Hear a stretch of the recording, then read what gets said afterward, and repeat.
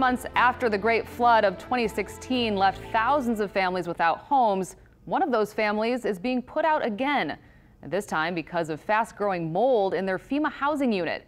But when they couldn't get any help, they called North Shore Bureau Chief Ashley Rodrigue. So we made this little garden. It's taken a little time for the Nunezes to settle into these 2 FEMA housing units as temporary homes after getting 4 feet of water in the Independence property in August. But Wendy Nunez says since Sunday, her family has felt victimized again. I noticed mold on a bowl on the counter, and I was like, what? And I got to looking, and there was mold all over all the dishes.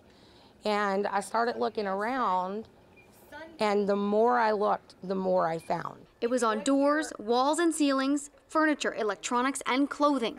Most alarming was finding it on mattresses and pillows once the sheets were pulled back. She says it's gotten worse every day, and FEMA has been of little help.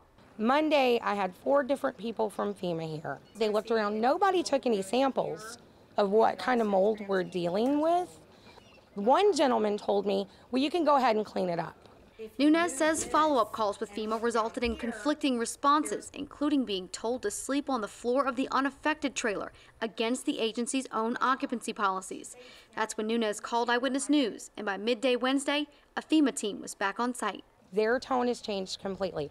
They're now talking about an 18-hour turnaround on the trailer, having all of our personal possessions professionally cleaned, finally providing us with a hotel room. Apparently Monday overnight it got vastly worse.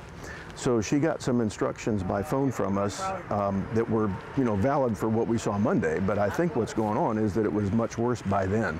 Though FEMA has shown up today, Nunez says it shouldn't have taken all of the effort on her part to get them here. When there are problems, step up and take care of it.